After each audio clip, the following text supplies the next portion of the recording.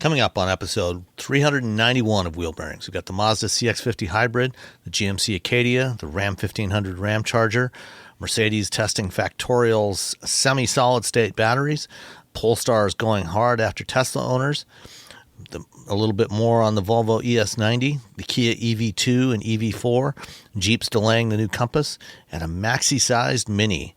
All that and more coming up next.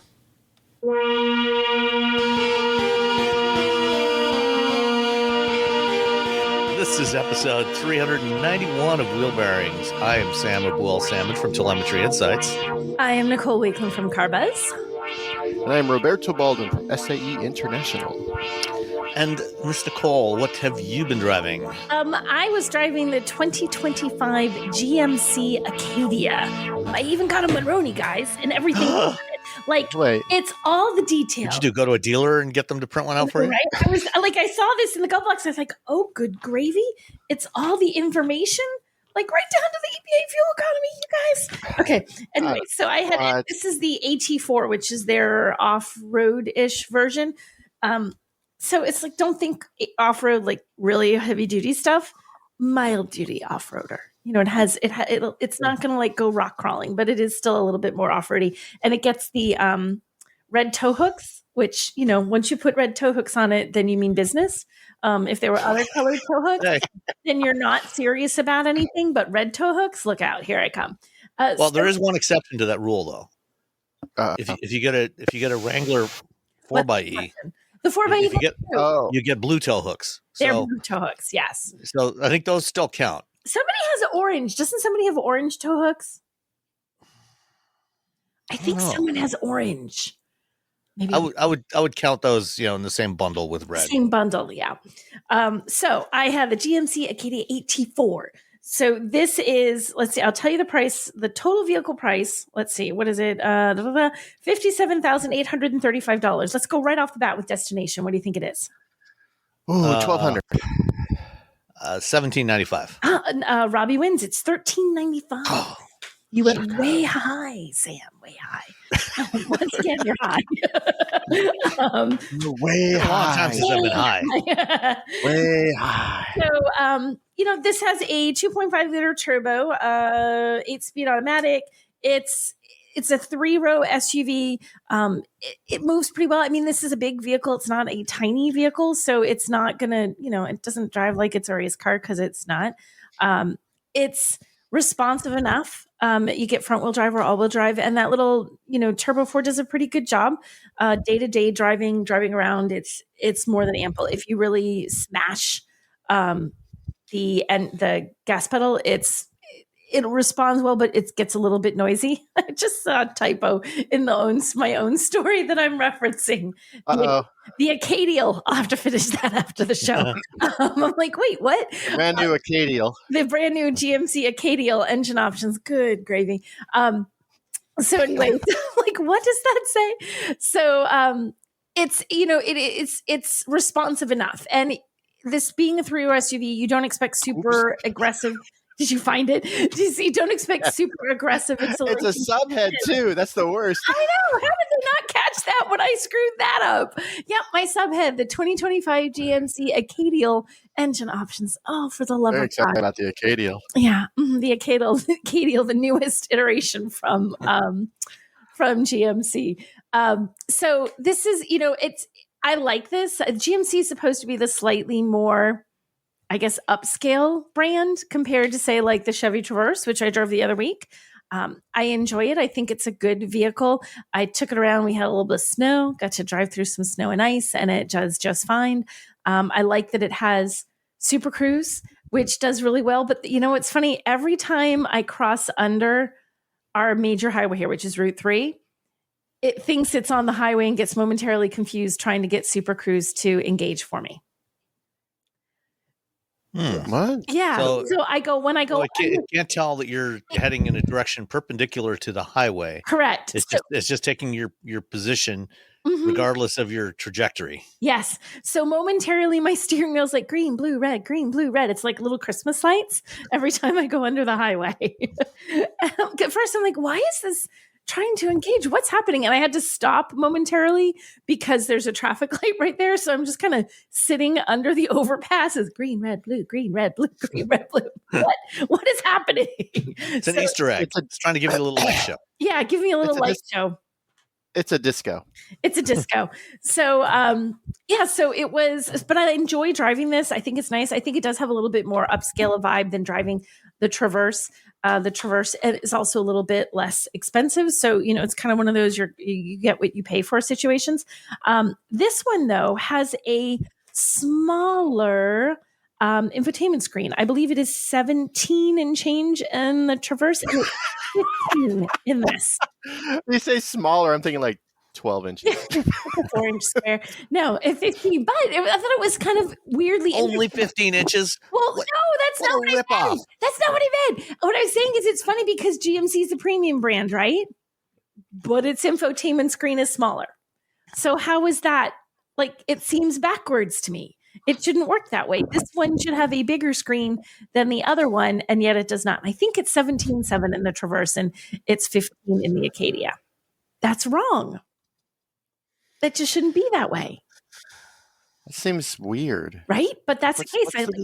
I think, because, for GMC, they made the design decision to go with a portrait style screen in the center stack instead of a landscape format as Chevy is doing. And with the landscape format, because it's up more like along the top of the dash, you've got a little more room to work with. You can spread out over towards the side, towards the passenger side a little more. And, with when you're doing it portrait style, you're a little more confined there between the vents and everything. You could do a 17. You probably could do a 17 there and do it a little taller. Mm-hmm. And actually, it probably wouldn't be a bad idea to even if you'd kept it the same size, to just shift the whole thing up a couple inches anyway. Could because it's not like it's too low, but it could go up higher. Yeah, so not a complaint. Just I'm like, oh, that's interesting. You would expect it to be the other way around. But I did. Okay, so when I hear my weird little beef about not infotainment, but about the HVAC, and it's not a GMC thing. And I noticed it again this morning, and it drives me crazy. And I'm sure, Sam, you'll become engineering man, and you'll tell me exactly why this works this way. And there's a real technical explanation. So get ready. Okay. So when you sit down in your car and you have auto pushed so that it's supposed to maintain the temperature which you have set. If I set it to 70 or 65 or 85, when I hit it all the way up so it's on high, if I'm at 89 degrees, which is right before it says high, actually says high, it will wait for the car to warm up. And then when it starts to warm up, it will start putting out hot air and eventually be blowing hot air like a furnace in my face, which is what I'm looking for. If I put it to high, it instantly turns on the air and is like an Arctic blast to my face. 1 degree down, it waits until it's warm. It's not just a GMC thing. They all do it. If you put it on high and you're an auto, it's like, yes, all the air, even if it's cold. Why does it smart enough to know not to turn on the full blast air in my face when the engine is cold at 89? But the minute you put it on high, it's like, screw you, you're going to get high air in your face. It's going to be freezing cold. That is a dumb software flaw. Oh, hey, okay. There is no, if you had it at 89 or at high, it should behave the same way. Yes. There, you should, if you're indicating you want it hot, you should not turn on the fans until you actually have some hot air or some hot coolant going through the heat exchanger through the heater core. You obviously, if you're setting it on high, you don't want cold air blowing on you. Correct. So there's not an engineering explanation. I felt like it was one of those things I was going to say. The engineering explanation is that the software engineers that coded this did it wrong.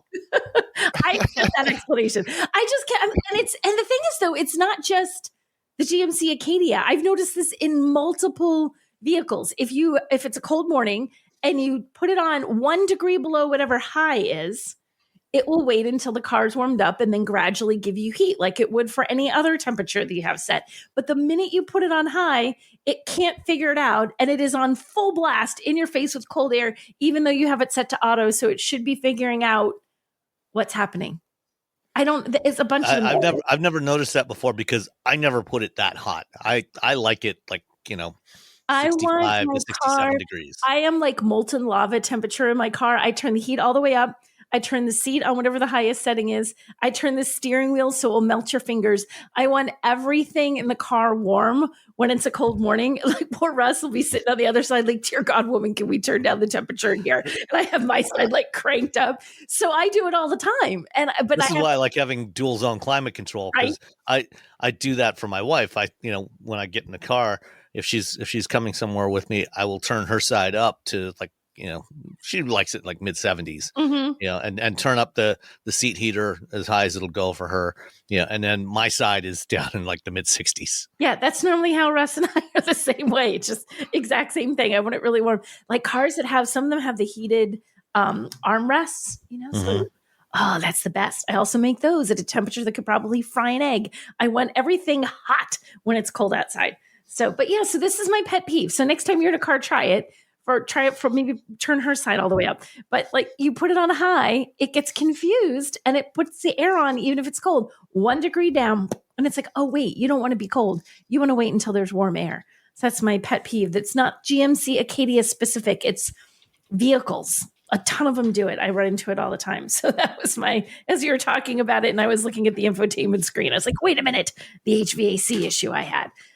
So there's our title. Why is high temperature cold? Why is high temperature cold? Yeah. So, but driving it, I mean, it's a nice vehicle to drive. It's relatively well-mannered, handles well on the highway. It's a fairly large vehicle, but it never gets kind of unwieldy. I think the only time you really feel its size is when you try to park it. It's you get used to it, I'm sure, after you've had it for a little while, but it's not going to wedge into a narrow parking spot, which unfortunately that's what a lot of ours are right now because we keep getting snow and no one can see the lines. So everyone's created their own parking spaces and nothing is the right size lately. It's a little tricky in tight corners, when you're trying to pull out from a snowbank and you can't really see, you really can't see because you don't have vision over that hood to begin with. So that's probably the one challenge, the one drawback. But again, it's going to get you through that snow when it's in the middle of snowing. It's comfy. It has Super Cruise, which I love. It's a nice interior. It has great storage. I love that it has the extra little storage center section under the center console. Like you've got your Qi wireless charging, your cup holders, and underneath there's a second level that has a nice deep edge to it. So I actually bought a mug at our little local diner and I put the whole mug down there and it sat down there and it didn't roll away because there's enough of a lip to catch it. So I'm pleased with this. I think it's a good vehicle. It's a matter of how much like upscaleness you want sort of between the Traverse and something like this. And pricing on this is probably going to be what will be getting a lot of people. The base elevation with front wheel drive is $44,295. You can add all wheel drive to that, $46,295. The AT4 I drove is all wheel drive only. So that's, so you can't get like a cheaper version of this. The base on this one is $52,595. And then you take a huge jump when you think about what that base price is from Elevation to Denali. And Denali is they're sort of almost sub-brand within the GMC lineup. That's really the fanciest version of any vehicle that they apply it to. So a front wheel drive Elevation, $44,295. A front wheel drive Denali, $55,295. So it's a significant jump. They're saying the all wheel drive is just, makes the same huge jump. It's $57,295. So and that one definitely has the premium vibe, like only 3 trims. So you either get your off-road trim sort of in the middle, you get your premium trim in the Denali, or you get more of a base trim in the Elevation. I really like the GMC Denalis. I think they look good. I think they're a little on the pricey side for what they are, but they still really do look more premium. But if you want one that looks a little more rugged and off-road, like AT4 is embroidered on the headrest and it's got that vibe, the red tow hooks, this does the trick and it handles well even just in everyday driving, which is what most of us do. So you said it was 54 was the base price for the AT4? 44. Oh, for the AT4, I'm sorry. 52,595 is the base price on the AT4. Okay.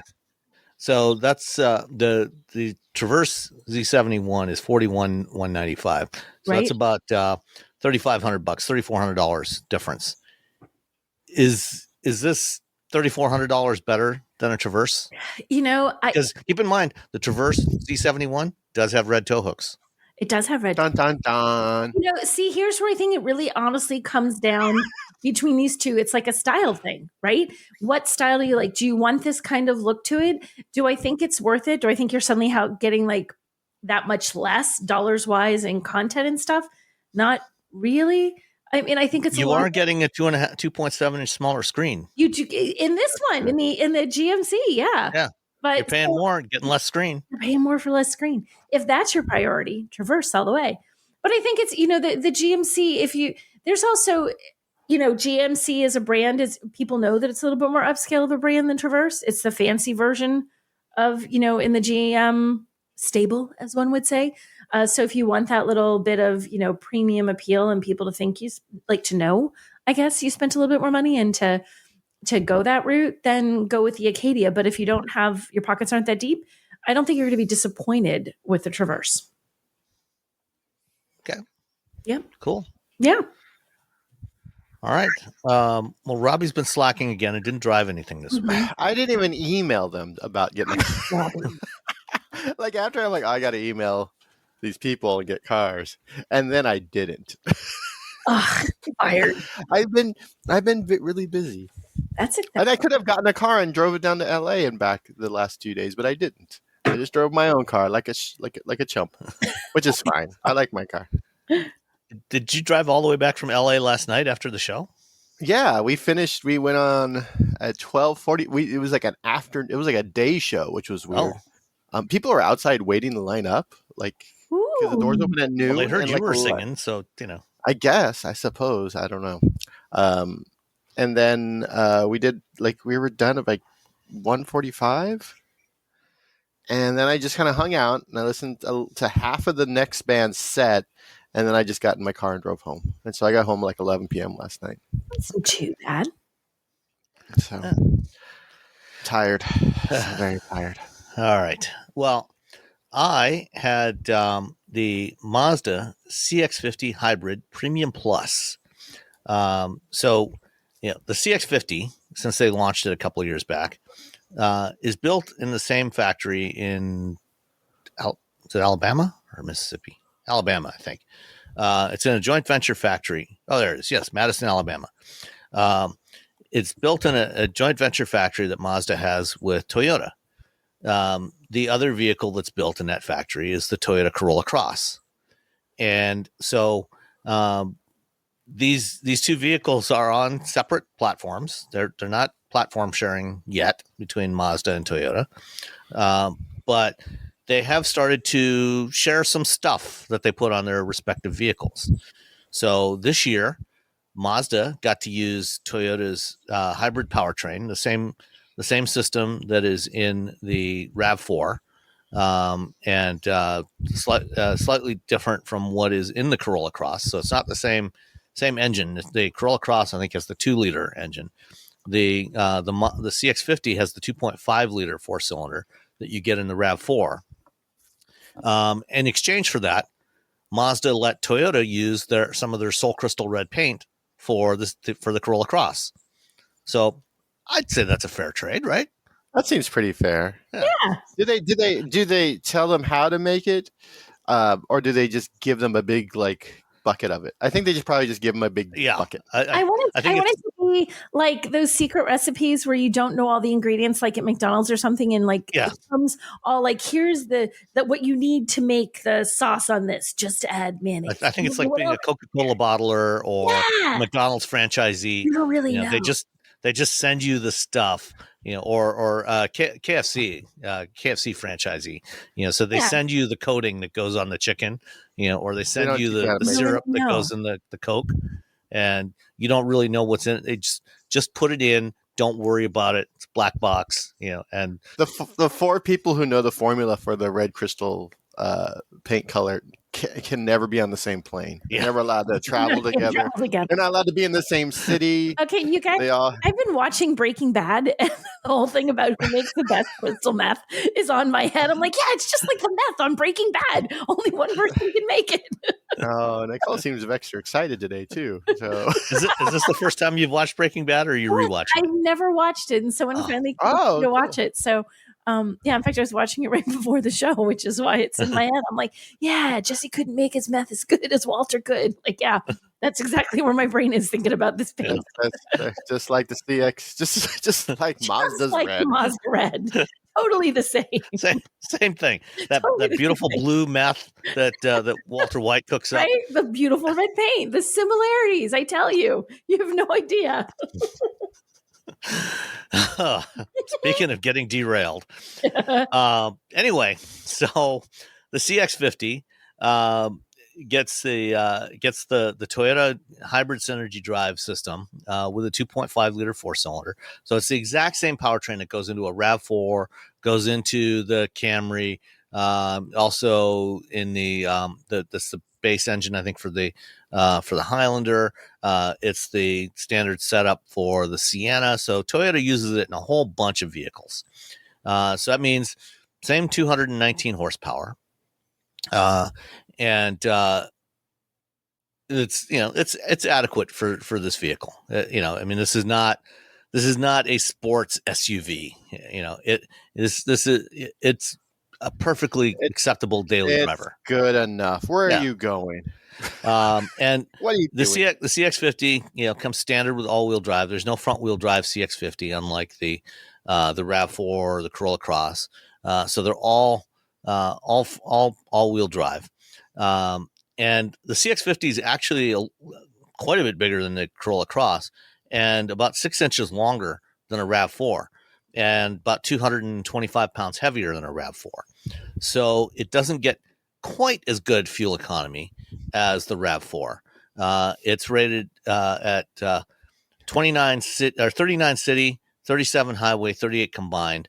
The RAV4 all-wheel drive, because it's slightly lighter, slightly smaller, gets 1 mile per gallon better across all those. So it's 39 combined, but effectively the same thing. Yes. So what it really comes down to here is, you look at a RAV4, you look at the CX50 hybrid, which one do I like the color of better? And you can't get Soul Crystal Red on a RAV4. You can on a CX50, although sadly it was not on the one that I had. What color Mine was the finished. One they gave you? I had the Wind Chill Pearl, which is white. White? I was like, I mean, it's a pearly white, but it's still white. Makes me think it should be light blue. I don't know why I think of a Wind Chill as being blue, but yeah, well, it was white. The black and brown interior, very nice. The interior on the Mazda definitely feels more upscale than the Toyota, as all of the Mazda interiors do. So you've got slightly more interior room in the CX50 because you get 5-inch longer wheelbase, 6-inch longer body, but same powertrain, still very good fuel economy. The week I was driving it, it was very cold. And so when I went out to do my efficiency test on my regular loop, I only averaged 34 miles per gallon, a little bit less than the 38 rating.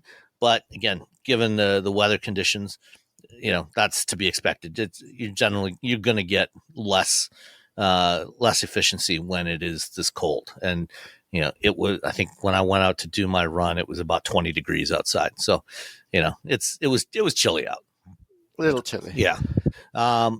Really, the CX50 has a slightly different. It has a slightly different look from the rest of the Mazda crossover lineup. It's the other Mazdas are a little sleeker looking. They're more tilted towards the car end of the spectrum than the SUV end of the spectrum. And the CX50 is the one exception to that, in that it is, it's got a little more bulging fenders. It looks a little slightly more rugged looking than the rest of the Mazda crossovers. You've got the black cladding around the wheel arches and the rocker panels and the lower part of the front and rear fascia. It doesn't look like an off-roader, but looks a little more SUV like than other Mazdas. You can drive on dirt. Yeah. There you go. Yeah. I mean, you could drive on dirt in a Camry, not to be. Yeah. I've done that. I spent my accident. entire high school like driving on dirt in like either an early or late 70s Dodge Aspen Ooh. station wagon or a 90 Honda Civic or a 1965 Datsun 2000 Roadster, all just driving on dirt roads. Yeah. It's not. Yeah, I didn't need So an you SUV can at all. you can definitely do that, and I did that. I took it out, on some snow and ice covered dirt roads, and it did fine. It handled some of the potholes and heaves on those roads fine. The tires are not really, it's not really all-terrain tires, not really off-road tires, so they're basically the same kind of tires that you're going to get on, any other road car. So this is not an off-road vehicle. There is a version of the CX-50 that you can get that is slightly more off-roady, and I drove one of those on the off-road course last year at the Mama Spring Rally at Road America. And it did surprisingly well, so the traction control systems and everything that they have on there actually works pretty well. The interior, in the CX-50, very much what you would expect of any modern Mazda. It's got a wireless charging pad. It's got wireless Android Auto and Apple CarPlay support. And of course, it also has the rotary central controller for the infotainment system that I know Nicole hates. Dun, dun, dun. If you are using smartphone projection, touchscreen is enabled for the default Mazda infotainment. You have to use the rotary controller. Touch does not work with the default infotainment system. That interface is not designed for touch, but you can with your phone projection, you can use either the rotary controller or tap the screen. Although the screen, because of where it is a little bit of a reach to get to it. You got heated seats, leather wrapped steering wheel, nice leather trim seats on this one on the Premium Plus. Power driver's seat with lumbar support. Got all the usual ADAS features, so adaptive cruise control, lane keeping assist, and blind spot monitoring, all that good stuff. There's 4 USB Type-C ports, 2 in the front, 2 in the back for rear seat passengers. With the size of this one, a couple of adults can sit very comfortably in the back seat. Driving it is pretty much like driving any other modern Mazda crossover. It's a little more dynamic feeling than, say, a comparable Toyota or Honda. It's still fun to drive. One thing I noticed, I was driving the Crown Signia a couple weeks ago, which also has basically the same powertrain in there. And compared to that, the engine, even though this is the first Mazda in many years that doesn't have a Mazda Skyactiv engine in it, so it has the Toyota engine in it. It did not seem quite as thrashy sounding as the Toyota. So I think Mazda is probably adding a little more sound deadening material. From listening to it and watching everything, it doesn't seem like it's tuned any differently from the way it is in Toyotas, but it definitely sounded a little more refined in the Mazda. So that's definitely a plus. If you don't necessarily like the way Toyota hybrid systems sound and feel, consider the Mazda as an alternative. Consider a Mazda. That's an ad. And a lot of people are. I mean, Mazda had several years of record sales now. Last year was their best sales year ever. As they've shifted slightly more upmarket and more towards the crossovers, they're actually doing pretty well. So I would definitely give this one a look, and absolutely, make the right choice. Get the Soul Crystal Red, and then you'll probably be happy with it. The Soul Crystal Red will put a smile on your face that will overcome having that central control knob. This is possible. I would agree. Yeah. So bottom line price on this, $41,920. destination charge? 1,300. I was gonna go with $9.95. Robbie gets it. 14.20. Yeah. Yeah, I mean, they got to ship it all the way from Alabama. It's practically another country. Some would say. Oh, poor people from Alabama. So that is the 2025. Yeah, there's the 25. Just want to double check on the model year because there's still some 2024 models out there. So a car 2025 Mazda CX-50 Premium Plus Hybrid. Smartphones have gotten way more expensive over the past decade, and all it takes is one impact on a hard floor to make you wish you had spent a few bucks to put a case on it. Going online without ExpressVPN is like not having a case for your phone, and it only costs a few dollars a month. Nicole, Robbie, and I travel a lot for our work, and we spend a lot of time in hotels, coffee shops, airplanes, and of course the Delta Sky Club. Connecting to the Wi-Fi in any public places with shared Wi-Fi puts your data at risk because bad actors could be intercepting what you send and using it to steal from you. It only takes some cheap hardware to intercept Wi-Fi data, and even a smart preteen can do it. Hackers can make up to $1,000 per victim selling personal information on the dark web. ExpressVPN stops the bad guys by creating a secure, encrypted tunnel between your device and the internet. ExpressVPN uses state-of-the-art encryption that would take a supercomputer up to 1 billion years to crack. I have ExpressVPN on all my devices, including a MacBook Pro, Windows laptops and desktops, and Android and iOS phones and laptops, or tablets. When I want to be secure, I just launch the app, click once to connect, and my data is secure. As I said, I travel a lot for my work, and I have to connect to countless public Wi-Fi networks in many countries. I have ExpressVPN on all my connected devices so that whoever else is on the same network can't see any of my data. That's important because I often have to check banks, credit card accounts, and transmit client data that might be sensitive, as well as filing articles on news that might be under embargo. ExpressVPN protects all of it, and I've been paying for my own account for years. Secure your online data today by visiting expressvpn.com/wheelbearings. That's expressvpn.com/wheelbearings, and you can get an extra 4 months for free. expressvpn.com/wheelbearings. Did you know you can support Wheel Bearings directly? Head to patreon.com/wheelbearingsmedia and you can become a patron today. Your contributions will help fund the platforms and tools we use to bring the podcast to you. And exclusives and improvements are already on the way thanks to your generosity. So if you want to be part of an automotive podcast like no other, head to patreon.com/wheelbearingsmedia. We've updated the Wheel Bearings merch store, and now there's a whole bunch of new choices, new colors, new styles, t-shirts, sweatshirts, hoodies, hats, mugs, travel mugs, stickers, aprons, tote bags, you name it. You can get your Wheel Bearings merch at shop.wheelbearings.media. Go check it out. That's shop.wheelbearings.media. Very cool. All right.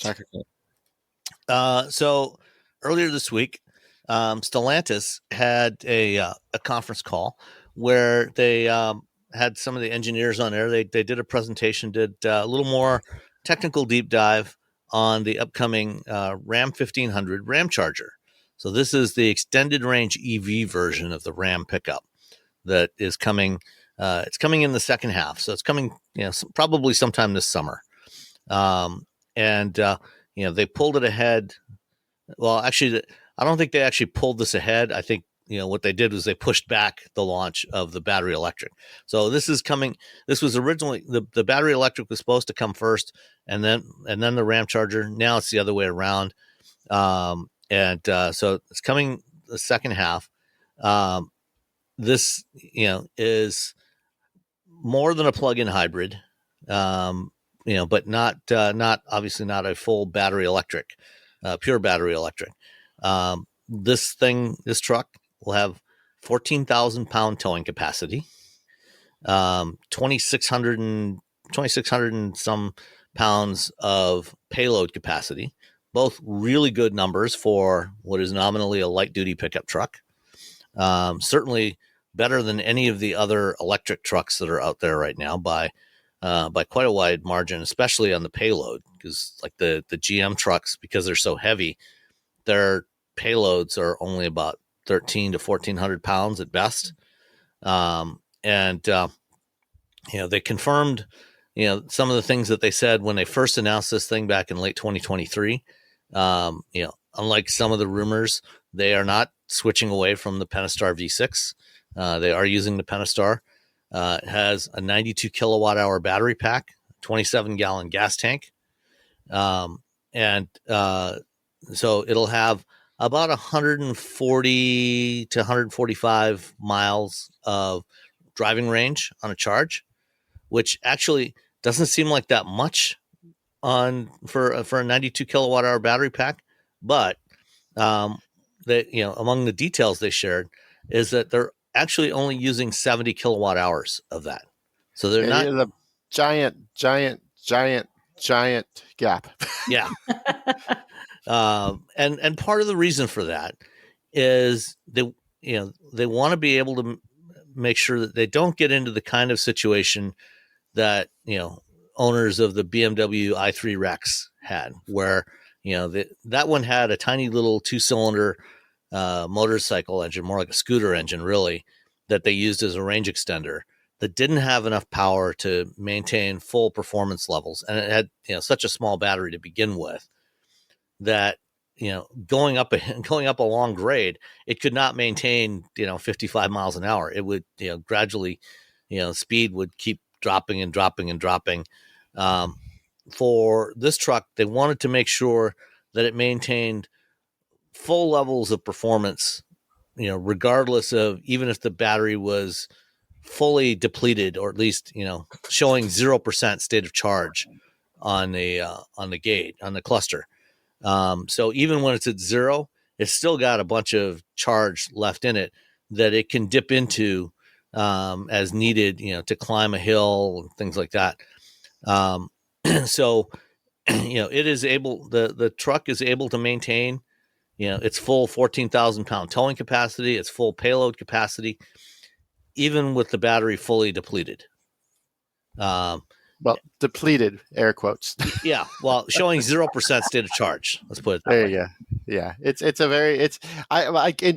Because when they announced their what, and then they were asked, like, why is there like a 20 kilowatt hour, which is like $2,000, which is and it's also very heavy. They're like, well, it's all about performance, which is essentially like what you said. I'm like, all right, fine. Yeah, I mean, this has got like 663 horsepower, 615 foot-pounds of torque. Empty, it'll do 0 to 60 in about 4.4 seconds. But, like I said, it'll tow that 14,000 pounds, all day long. It'll do, they said, with the 14,000 pound trailer, it'll go about 290-ish miles on a charge and a full tank of gas. One of the things they talked about, with the towing, is, one of the common tests for towing now is, the SAE J2807 standard, which is towing a trailer up Davis Dam, up to Davis Dam in Arizona. It's an 11-mile climb, over 3,000 feet, I think 3,500 feet of elevation change going up to Davis Dam. And they said, they have tested it with a full battery, with half charged battery, and also starting with a fully depleted battery. And it passed that test with a 14,000 pound trailer under all those conditions. So, any concerns you might have about losing performance, when the battery, is run down to 0%, indicated 0%, shouldn't be a problem with this thing. It should be able to do everything it's expected to do, whether the battery's full or empty. And like the 4xe plug-in hybrid Jeeps, this will, it's got 3 modes. There's an auto mode that, that's essentially your, if it's got charge in the battery, that's your electric mode. And then if it, then there's the eSave mode, which will maintain your state of charge. So if you turn on eSave and it's above 50% charge and you want to save that charge for later, like, when you get into town, you want to drive electrically around town, it'll maintain whatever state of charge you have. It's above. So if you're at 75%, you hit eSafe, it'll keep it at 75%. And it'll run the generator to maintain it at 75. If you're below 50% when you hit it, it will run the generator to bring it up to 50% and then hold it there. And then the I forget what the other mode is. That's just your standard hybrid mode. And then if you are towing, so normally, it will turn on the generator when you get down to an indicated 0% charge, which is actually like 20% or so. When you are towing, it will actually turn on the generator when you get to 35% get down to 35% state of charge. So it leaves even more of a buffer when you're towing. So if you're going up, the Eisenhower Pass, through the Eisenhower Tunnel in Colorado or up Davis Dam, as you're going up the hill, it's going to drop down below that 35%. But then when you on the downhill side, it's going to use regen and the generator to bring it back up and maintain it at that 35%. So again, you're always going to have enough charge in there to maintain full levels of performance. So this thing should be pretty impressive when it lands. We don't know anything about pricing yet. Well, he just said a random. Okay, so yeah. Tim was doing it. Yeah, Tim was Tim. Tim was there. It was, and I think a few weeks ago we're like, I don't think he should come back. And now that he's back, I'm like, you know what? Never leave. Just stay for the entertainment factor. Thank you, Tim. Yeah. It's a very entertaining gentleman. So yeah. And everybody's like, maybe it's this much. I don't know. Like, what are you doing? He gave an example. He said, 60,000, I think. Yeah, average transaction price, for trucks like this, with this kind of capability is around $60,000. And I don't think that he would have been dropping that number in there if they didn't expect to be able to offer something in that range. It's just very fun. My guess is it'll probably run between $60,000 and $80,000, for depending on what trim level you get. Yeah, there you go. It was I was like, you know what? Never leave. Never leave. I don't know. Half the time, like, fine. He's kind of like the new Bob Lutz. Lutz is what, 93, 94 now, I think. He's sort of semi-retired, mostly retired. Pops up every once in a while, but we need people like Tim Kuniskis, in this space just to keep things interesting. Yeah, and again, I was like, I don't know, man, does he really need to come back? And you know what? I don't. If he probably, I don't know how he's going to help, but as long as he doesn't do any more of those Dodge Charger videos. Oh God. Oh God. Yeah. Oh. Yeah. There we go. Let's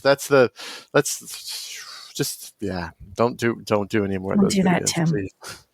For the love of Pete. I suspect. I don't know if either of you know Kayleen Connolly. I worked with her years ago at GM. She's been working at Stellantis over in Europe for the last on assignment over there for the last 3.5 years or so, and it was just announced the other day that she's coming back to the U.S. Sean Morgan, who's currently running North American Communications, is retiring, and so Kayleen's coming back to take over that job. So she's going to be in charge of all North America comms for Stellantis.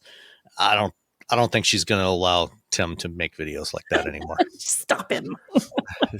Tim, settle down. Yeah. Settle down. So, and the powertrain from the Ram Charger, that's also going to be going into the Jeep Wagoneer. They didn't talk about the Wagoneer at all during this event, but they have said, yeah, we're putting the EREV powertrain in the Wagoneer as well, and it's on the same platform.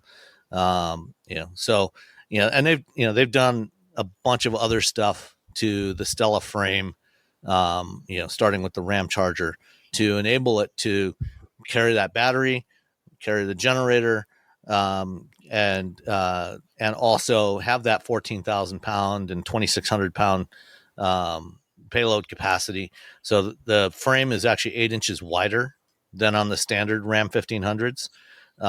And the frame rails are a little bit taller and thicker gauge steel. So it made the whole thing a little stiffer.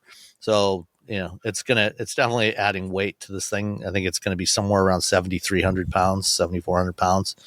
But it's still, almost 2,000 pounds less than a Silverado or EV or Sierra EV. So it, this will probably be the sweet spot for a lot of people, because with that 140 miles of electric range, you can do almost all your daily driving without using any gas. And then when you need to tow long distances or take a long road trip, you just drive it. And fuel economy, I worked it out, with the numbers they gave. Fuel economy and charge sustaining mode is going to be around 20 miles per gallon, which is not great, but it's in the same ballpark as the Hurricane. But when you're driving on electricity, it'll be way, way better, a lot cheaper to operate. Yeah. Yeah. Most time people will just be driving around with nothing, with no gasoline. Yep. All right. Next up, Mercedes-Benz announced, I guess actually about a week and a half ago now, that they've started testing an EQS with a battery with using cells from Factorial Energy. And this is one of the first cars, at least that we know of, to be tested with what they're calling solid state batteries. And I've talked to Factorial a few times. I talked with one of their executives last fall at the Move America conference. And then this week I talked with Siyu Wang, who is the CEO and founder of Factorial. This, they're running this in an EQS. They're saying that the range will be about 621. 621 kilometers, so over 400 miles. From the conversation I had with Siyu Wang, she said that these cells have about 350 watt hours per kilogram energy density, compared to standard NMC cells that they use in a lot of EVs today. They're usually around 250, 260 watt hours per kilogram. These, they call it, they're referred to it as a solid state, but it's actually, this is their first generation. It's actually a quasi solid state. So the electrolyte is a gel electrolyte. It's not a fully solid electrolyte, but it is a lithium metal battery. So there's no graphite on the anode. So it just plates the lithium directly on the anode current collector. So it's got a lot better performance and both power delivery and also the energy density. And one of the things that Siyu talked about was, traditionally with lithium-ion batteries, you have a compromise. There's a trade-off between energy density and power density, how fast it can discharge. Usually the higher your energy density, the slower the power delivery. And with this approach, with the lithium metal and the quasi-solid state electrolyte, it actually boosts the power delivery significantly along with the energy density. So you get better performance all around. So that also means it can charge a lot faster. It can accept the charge and can also deliver power to the motors a lot faster. So I'm going to drop in the interview I did with Siyu Wang right here, and we will be back in a couple of minutes. Great to meet you, Sam. Good morning. Nice to meet you as well. Good to hear about your opinions about the long-haul trucks. And it's definitely a very exciting area to explore for next generation batteries. Yeah, no, absolutely. I think, as I was saying, especially for commercial applications, aside from long-haul trucking, most commercial applications, the vehicles aren't running more than 100 miles a day anyway.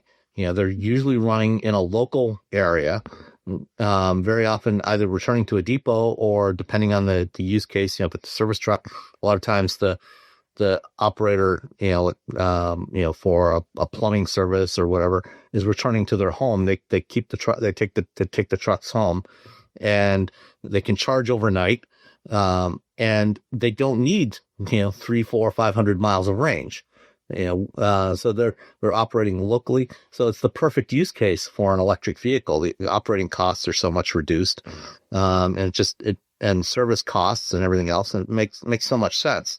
But I think automakers kind of targeted the wrong customers with those vehicles, that they put, like especially GM, with too much range at too high a price point, and consumers just weren't willing to pay for that.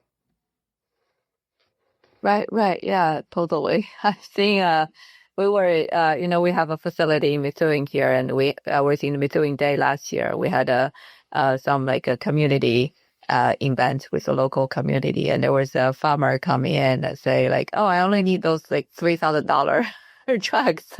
And those can be second-handed. While they're selling at $70,000, and I can afford it." Yeah. Yeah, I know. That's very interesting. To see different positioning and the different market segment needs. All right. Well, why don't we go ahead and start discussing what was announced this week. So, first of all, you're CEO and I think co-founder. I'm our founder and the CEO for the company. Yeah. Maybe I'll just give a quick intro Sure. about myself and the company to start. Sure. It's CEO. I'm trained as a chemist. Got my PhD in chemistry from Cornell. Built my first company in a battery material manufacturing out of my business school at Cornell as well. We eventually sold that company. This is the second startup that we built back in 2015. Really dedicated for next generation, like high performance and low cost battery for electric vehicles. And when we started, it's really thinking about to drive the transformation for the energy transition for the globe and for the planet for next years. And I think EV was the largest market for us to get started, and really like honing into that a major driver for the next generation batteries is really coming down to long range, lower cost, better safety, right? That's why we launched the first solid state battery with, I would say, really high performance and safety back in 2021.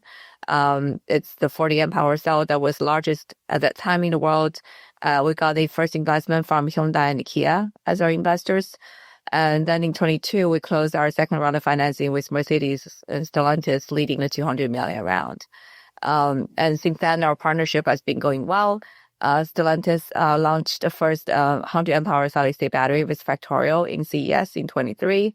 And since then, it was really great journey. We have shipped them like thousands of batteries over the last years and successfully get to the B sample stage. Also with Mercedes as of last year. So that we were the first company with 100 amp hour solid state battery to get to the B sample stage with a global OEM. Very successful journey so far, and here it is with the demo car, and it's coming with years of effort of collaboration. And it's not easy to work with the global OEMs to like push the limits, push the envelope for the technology. But we're really glad to be there. So just to clarify which cells we're talking about, I know Factorial is working on a couple of different technologies. Last fall at Move America, I spoke with Dr. Raymond Corver, and the first products you've got coming to market are what we're referring to as a semi-solid state battery with a polymer electrolyte. The B sample cells that you're talking about, that you just talked about, is that technology, or is it the fully solid state, the next generation cell? So all the cells I just talked about was about the quasi solid state battery. So that the first generation we have, and that's one that's most mature from like the product wise and integration aspects. And that was a great point, and glad you met with Raymond last year. We do have recently launched the second platform product. It's called all solid state battery, Solstice. with Mercedes together. So that's actually going to be even more disruptive when it comes to performance and safety profiles. So that's something like we're working to bring to down the pipeline with more maturity over the next few years. It's a complete dry cathode process, even higher energy density, like roughly about up to 80% higher energy density compared to lithium ion, and even like about 30% even higher than our first generation. And also with a much more disruptive safety profile. It's much safer with a really high temperature stability, like compared to lithium ion, which is usually stable at up to like 45 degrees C. But our cell can be stable operating at around 90 degrees C. Okay. So I think overall speaking, it's a very good platform, and we have reached 40 amp hour as of end of last year as well. We announced that. It is still a lot of work to scale up and building more production capabilities for that cell, but I think it's a really good product for us to focus on for the next few years in the development. So is that second generation cell, is that what's being tested in the EQS now, or is it the quasi solid state? EQS is with the quasi solid state right now. Okay. And so that I know from my conversation with Raymond, one of the advantages there is you can still leverage a lot of the existing manufacturing infrastructure to do that. So it gives some, it's a good stepping stone. It gives you some boosts in performance and capabilities while not having to completely start over again with your manufacturing processes, right? Absolutely. Yeah, it is highly compatible with today's lithium-ion manufacturing process. We can utilize more than 80% of the equipment in the lithium-ion manufacturing line, and with very minimal retrofitting, I would say less than 20% of the cost. So instead of investing like $100 million equipment for 1 gigawatt hour, right, we only need to invest about $10+ million for a new line for the solid state battery. And this is particularly important for this market condition, especially there are a lot of overcapacity for lithium ion going on right now. So there's a good opportunity to leverage some of the existing manufacturing capacity today. So going back just to this one, the energy density and other characteristics relative to current generation cells that are in market. What are the improvements that you're getting with the quasi solid state? So we have roughly about 50% higher energy density compared to today's lithium ion. Again, it depends on which cell you're comparing. Even the lithium ion, they have probably 50 to 100%. So compared to a typical NMC cell that we have that's in market today, 50% better energy density? Yeah, I would say the first generation we have was 390 watt-hour per kilogram energy density that was publicly disclosed in a press release, and it's 106 amp hour cell.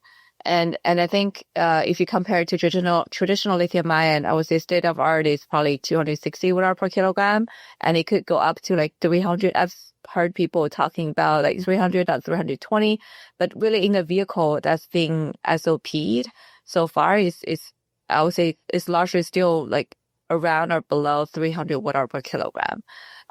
So that's roughly about 30% for the first generation. And there's a potential to go to even higher energy density, as we said, like 450 watt-hour per kilogram.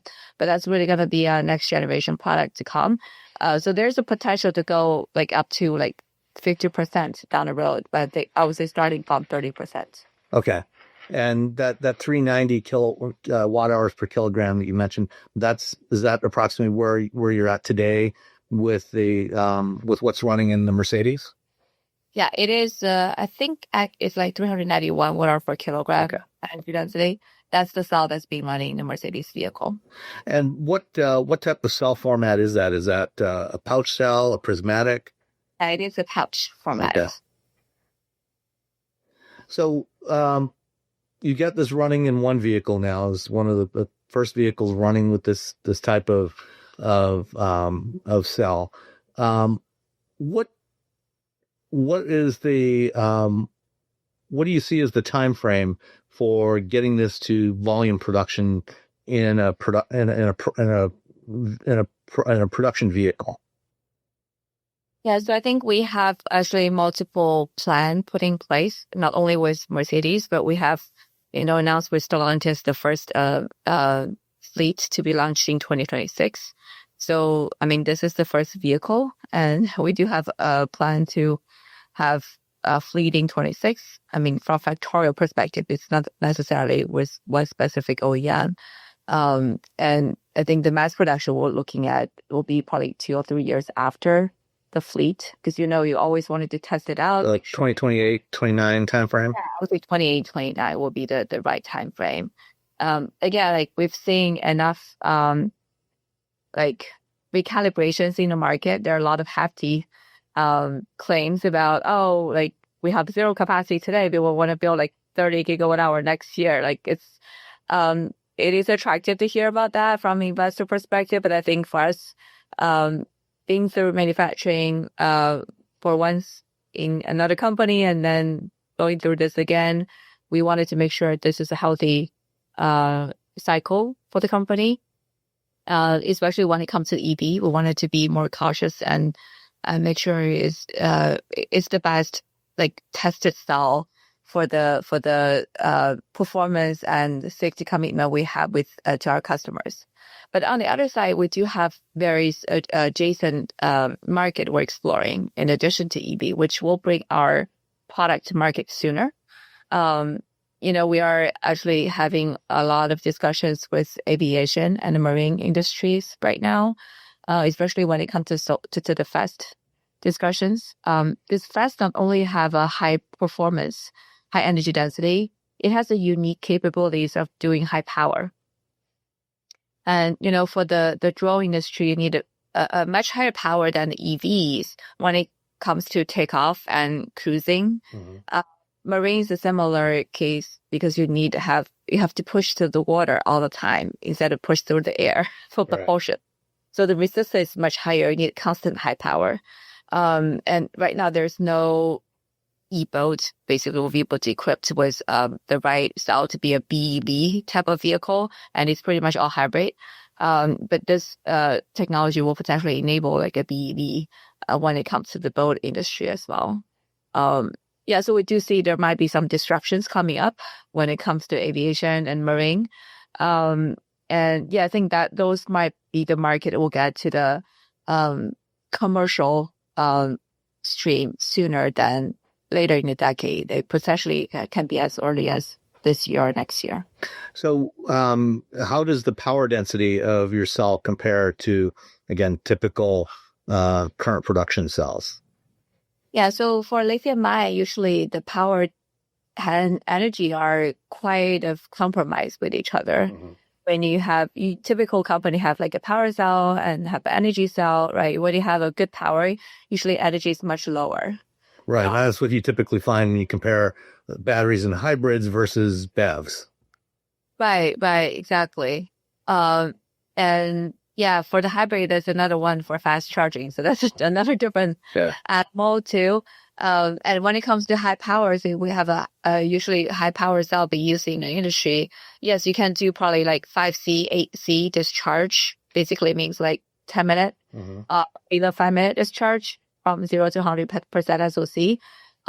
But when it comes to energy density, it's probably only 200 watt hour per kilogram. So that's really the balance and compromise that I was talking about. You cannot really compare the energy cell's energy and the power cell's power with a battery. You have to compare like different set of batteries. So for us, like when we have this 390 watt hour per kilogram, we can potentially do up to like at least 5C discharge as well. So I would say it enables much faster discharge while providing high energy density. So this is the unique capabilities like for FEST, even like for Solstice, we can't do that kind of. So what is it that about the design that enables that much higher discharge rate while maintaining that high energy density? Like what what is it about that design that allows you to do that? It's an anode. It's a lithium metal anode. Okay. Or fast. Because the traditional lithium-ion battery, they have Usually graphite. they have graphite, and it's a different mechanism from lithium. Graphite is more like intercalation, and it's a chemical reaction, and lithium metal is more like a plating. Yeah. And so it's a different mechanism, and it's much faster to do the discharge than the lithium-ion battery. Okay, so the lithium metal anode inherently allows for less of a compromise between power and energy. Right. Okay. And then from a cost perspective, how does it compare again to current typical lithium cells? So from the raw material perspective, it's roughly the same from a lithium-ion battery versus a solid-state battery for fast. Manufacturing perspective is also very similar. So fast use a little bit more humidity dry rooms, but it does require a smaller process. It's like shorter process. So manufacturing cost is quite like plus minus almost the same. However, like when it comes to the vehicle cost, since fast will be able to reduce the weight of the vehicle substantially, and it can potentially reduce the total weight and cost of the vehicle. We have done a rough calculation with our customers. So this is about roughly 200 pounds of saving on a pack level, and potentially up to like thousands of pounds saving at the vehicle level, because that the EV are usually about like 1,000 to 3,000 pounds heavier than combustion engine because of the battery, because just the difference in the battery and also the weight you have to hold with a little aluminum and steel. Mm-hmm. And there has been a rule of thumb calculation in the auto industry is that every pound save, every pound of saving you have is roughly about $5 of the vehicle. So this potentially can translate to thousands of dollars saving at a vehicle level. Of course, it has to be step by step. Initially, like for the first prototype, like right now, we're fitting to EQS, right? But in the future, if there's a bottom-up design for the vehicle, right, which the chassis and all the structure to be more, you can optimize everything around that lighter battery pack. Exactly. It can even reduce the potentially like a weight category, weight class for the battery, which will make it substantially less expensive. And then, of course, you have when you start talking about weight, you have a virtuous cycle. When you take out weight in one area, you said reduce weight in the chassis, reduce weight in the brakes, and that's hence you get that $5 per pound because you can take material out of all these different places without a compromise. Exactly. Like right now, if you're looking at those like 9,000 pound gorilla, right? Mm-hmm. Its battery itself is so heavy and it wobbles around when you're traveling. And you have to hold all the steel structure to keep it stable and with high pressure, etc. But if you have a much lighter pack, then it can potentially take out a lot of this parasitic load. So what are the challenges, the main challenges that you still have to overcome to get this technology into volume production? I would say for the last, 2 years, we have spent a lot of effort in the cell design. And I think fast that's coming to the point that the cell is fairly well optimized. But we also this is the first vehicle we built, right? The first packs and the first modules and the first vehicle we built. And it's really coming down to how to integrate it more efficiently and be able to unleash the potential for this technology. So far, we're able to get to 25% longer range, which is a great starting point. And are there more potential to explore for this technology? Yes, I would say there's still a lot of room to improve. And I think when it comes to automotive, another challenge is that the cycle is really long. That's the nature of the automotive business. So finding additional adjacent category to push that into the market is another big milestone that we're looking for over the next few months. But in terms of the cell manufacturing, the cell design itself, sounds like that's pretty much done. You've got the fundamentals there, and you know how to manufacture this and everything to shift in volume? Yeah, I think we have right now a facility up to like 200 megawatt hour capacity, which can build up to like 500,000 cells on an annual basis. It is proven like to be with great yield and productivity already. The traditional lithium-ion battery pilot line is usually about 70 to 80% yield. And when you talk about Gigafactory, it has to be over 95% yield to be cost efficient. And for our line today, we're having more than 85% yield already as a pilot line. So on one side, it shows our team's competency to bring this technology to a more mature stage. On the other side, it also shows our process is highly similar to lithium-ion. So we can use a lot of know-how from lithium-ion to actually build a highly efficient process. So as you shift towards higher volume production, what is the plan for Factorial Energy? Do you plan to license your design, your technology to other cell manufacturers that already have factories that they can update and retool, or do you want to focus on building them yourself? So we, if I have a choice, I would rather choose to focus on the technology. But I wouldn't just do the licensing, because licensing is something, in battery industry, like if you only offer license, like this is IP and nobody will be able to figure out what you do. There's a lot of how and trade secret related to that.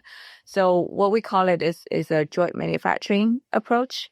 So it, to some extent, it's like a joint venture, but you also like holding hands with each other on showing them how to improve the technology, develop the technology, and having a seat on the table on the supply chain discussions, and also be a more significant partner than just a licensor in the process. So you're not just giving them the recipe and saying, here, have at it.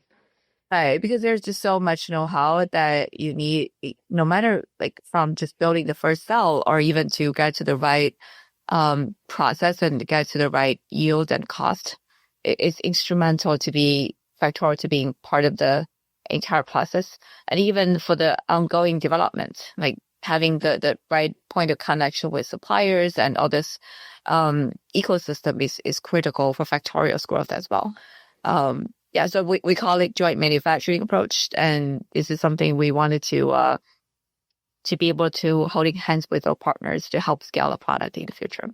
Yeah, so then you're the OEMs that are investors, Stellantis, Mercedes-Benz, Hyundai, Kia, they already have battery or cell manufacturing partnerships with a variety of different companies, with LG and Samsung and AESC.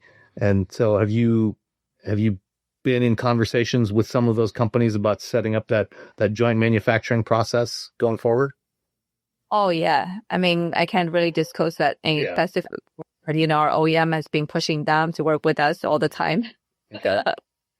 So I do have a few meetings coming up in the next few weeks that was set up by our customers. So it's definitely an ongoing conversation. All right. Well, it's been a pleasure talking to you and learning a little bit more about the progress that Factorial's made. And I think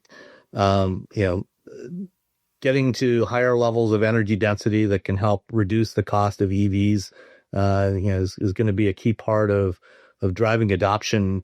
Even given all the other things that are happening right now in the political and commercial landscape. So it's good to see this kind of progress happening, and good luck going forward. And hopefully we can talk again soon. Yeah, thank you. I agree with you. This just has to make economic sense, right? We cannot learn the subsidies or tariffs. Yeah. So it's really important that we're making the EVs more economical, and not only for EV, the broader e-mobility, and even the future consumers, like for robotics, AI, right? Those are important infrastructures that's set up by batteries. There's a critical technology for national security, for the economic resilience, for the next decades to come. And as the leading company in next generation batteries in the US, I think we're in a very strong position to push for the revolution coming up next. All right. Well, congratulations on the progress with Mercedes, and hopefully we'll talk to you again soon. And thank you for your time. Thank you, Sam. It was great meeting you. All right. Bye-bye. Bye. All right. And we're back. That was Siyu Wang, the CEO and founder of Factorial Energy. All right, let's move on. So either of you know any Tesla owners that are looking to get rid of their cars? Yes, I've had people actually reach out to me and say, "We have this. What should we replace it with?" Have any of your friends, have any of those folks mentioned that they are severely underwater on their loan on their Tesla? No, I didn't get into financials with whether or not they can afford to sell their actual car because, yeah. So I think that is one of the reasons. I think there's probably a lot more people out there that right now that have Teslas that are interested in switching to something else, but they're not doing it because they're underwater on the loans. Because they've basically resale values on Teslas have tanked in the last couple of years, both because Hertz has dumped a ton of them on the used car market, and also because Tesla has been bouncing prices all over the place. And when they lower the sticker price, the purchase price, that hurts the residual values. And so people might actually owe more on their car loan than what the car is worth. Well, Polestar wants to help Tesla owners that are in that kind of situation. And if you want to trade in your Tesla towards a Polestar 3, you can get up to $20,000 in incentives from Polestar.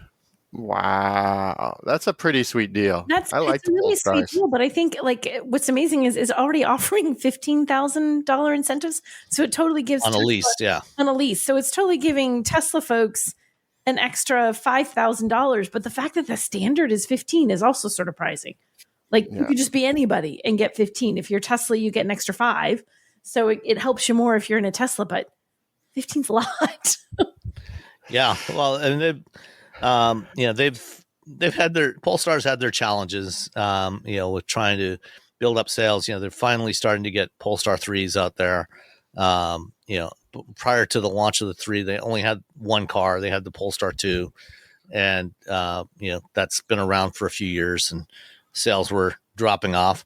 Now that they have the 3, they're offering some pretty substantial deals on those. And have either of you driven the 3? I believe I did this quite a while ago. It was a bit ago. Yeah, so I drove the 3 in September in Montana, and it's really nice. I like it a lot. If I was looking for a 2-row mid-sized performance SUV, I would seriously be looking at something like the Polestar 3. So if you have a Tesla and you're looking to move on to something else, you might want to go visit your local Polestar store if there's one around. And also the other thing that I saw, and I don't know if I included it here, apparently Polestar is also going to start selling cars through Volvo dealers, because there's only about 24 Polestar stores around the U.S. right now, or Polestar spaces as they call them. Space. I've never seen them here. I think every time I see a Polestar on the highway, I'm sort of shocked. Like, oh my gosh, there's one out there in the real world. Someone bought one. I never see them here. Do you see them? They're all over the place. Yeah, I was about to ask you. The Bay Area is like because they're all over the place here. Yeah. And I asked them I finally just asked them at an event. I'm like, is this the number one market? And the person was like, no. And then they turned to the person. And they're like, no, it is. It's the Bay Area's the number one market. Okay, so, that makes sense. Yeah. Like I talked to the former CEO at a Polestar dealer, like 30 minutes from my house. Yeah. I don't think we have them. What do they call them? Dealers? They don't Polestar. Polestar spaces. Spaces. Yeah. Spaces. I wonder if there's even one near me. Oh, there's one in Boston. Spaces. Oh my God, I didn't even know that. I haven't seen any Polestar 3s on the road yet. I have seen Polestar 2s around here, but I haven't seen any 3s yet. There's a Polestar space in Royal Oak, north of Detroit. So did I see it? I did see a 3. I saw. I didn't something even there. know that we had a Polestar space near us. Oh my goodness. I mean, and that's part of the problem, Yeah. Yeah. just a brand awareness. There's It was a weird, confusing thing where like Polestar was a Volvo and it was and then it wasn't, and now it's its own thing, but it's still Volvo, but it's not. It's confusing to everybody. I mean, they're slowly trying to separate Polestar from Volvo. Because originally, and Polestar started in the mid '90s. As a company that built racing Volvos, touring car versions of Volvos, and then tuning Volvos for the road. And then eventually Volvo bought Polestar, and it was their in-house tuning brand like AMG or M. And they still sell Polestar engineered trims of most of the Volvo models that have little different suspension tuning and gold seat belts. And then a few years back, Polestar or Volvo and Geely decided to separate out Polestar as its own brand, focused on performance EVs, premium performance EVs. And it was jointly owned by Volvo and Geely. And then Volvo sold its shares in Polestar to Geely. They still use the Volvo EX40 platform for the Polestar 2 and the SPA2 platform from the EX90 for the Polestar 3. But for future Polestars, they're developing their own platforms. So it's all kind of confusing. It is. Yeah. Have either of you two ever had a car stolen? I've had it broken No. into, but I've never had my car stolen. Yeah, I've never had a car stolen, and go please carry on. I've had a press car broken into. I've never had one of my own cars broken into. When I was in San Francisco a few years ago, I was driving a Lincoln Navigator, and somebody smashed in the rear window and grabbed my backpack out of the back of it. Never leave your bags in a car. Well, it was in the cargo area in the back, and it was dark tinted windows, so it wasn't really visible. But they went for it anyway. Yikes!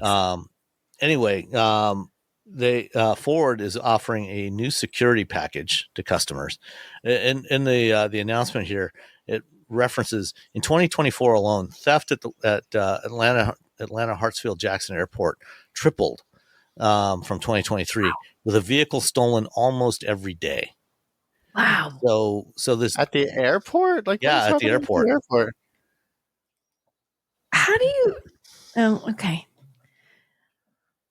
What? I don't know. I'm thinking what I guess it's a good spot to steal a car, though, right? If you're going to steal a car, because if you know that someone just rolled away with their luggage, you have to worry about them walking out of the grocery store in a second.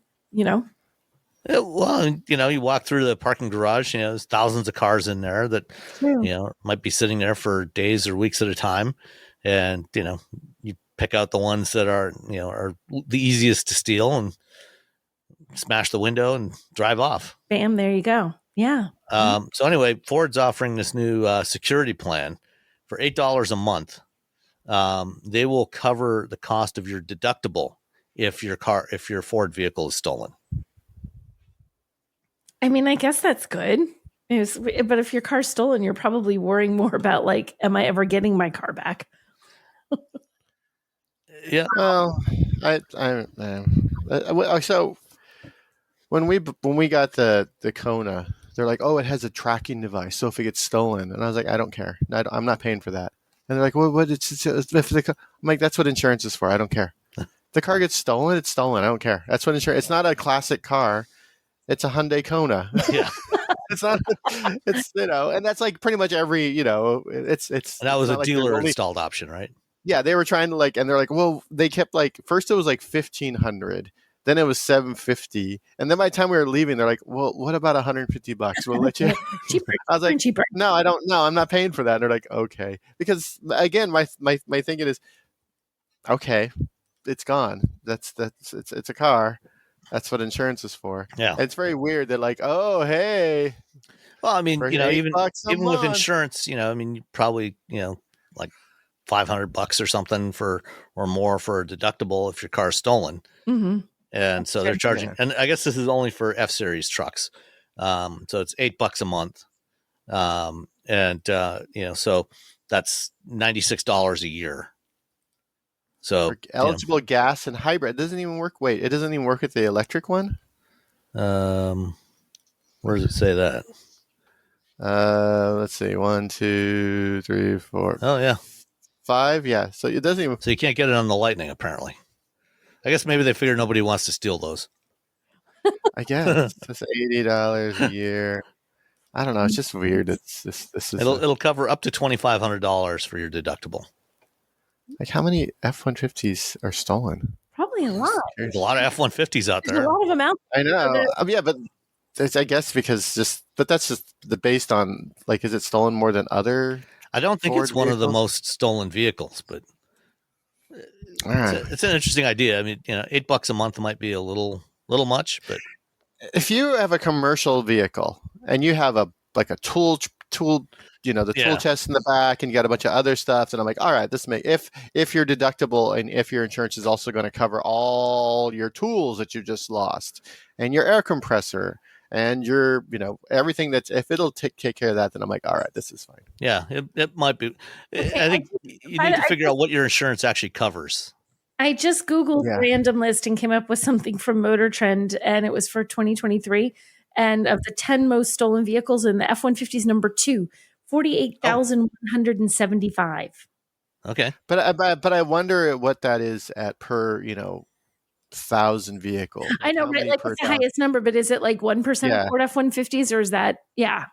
Yeah, because it's the number one selling vehicle, so it's got to be up there somewhere. Yeah. Yeah, I mean, Right? for a long Anyway. time, the Honda Accord was the most stolen vehicle. Yeah, Yeah, but it was also the number one vehicle. Yeah. Dun, dun, dun. sense, When yeah. the Ford Taurus was the number one vehicle, was it one of the number one stolen vehicles? Probably. Yeah. Really? Oh, I can't imagine. I Yeah. never liked that car. Well, I can't imagine anyone stealing a Taurus. well, they steal them. They steal them to break them down for parts, to sell the parts. Yeah. Because if Yeah. there's a lot of those vehicles out there, there's a demand for parts for service. Clearly, I don't think like a thief. I'm like, what car would be most fun? Like, I'm not stealing a Taurus. Yeah. Yeah. Well, there's that. Then the I mean, joyride. Most cars are not necessarily stolen for joyrides. They're stolen for the parts, for stolen the for value of the parts. That's Yeah. so the person who broke into mine stole parts. They stole the grill and they stole the boot cover, The grill. the grill, and then they stole the boot. So I noticed the grill. I noticed that was gone. I noticed it had broken into. And then I sat down and I went to put the car in revive a manual, and I was like, oh, that's just a screw sticking up there. The knob and everything is missing. Oh. All right. Getting back to Volvo for a minute. This week, Volvo is going to be officially launching the new ES90. So it's their large electric sedan. But they released a few more details on that this week, including the fact that it is being upgraded. The current EX90, the 3-row SUV, has a 400-volt electrical system. The ES90, which is on the same SPA2 platform, is going to an 800-volt system. Woo! Yeah, so faster charging. Let's see. It can add 300 kilometers, so about 200 miles of range in 10 minutes on a 350 kilowatt charger.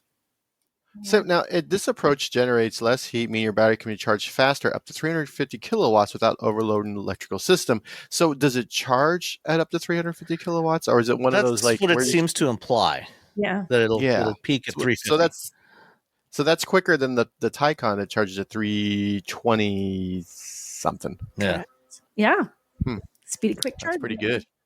As someone who's been driving up and down the state a lot and stopping at charging stations, and occasionally I'll have to wait, not very often, but yesterday I had to wait for one charging station, and every time there was the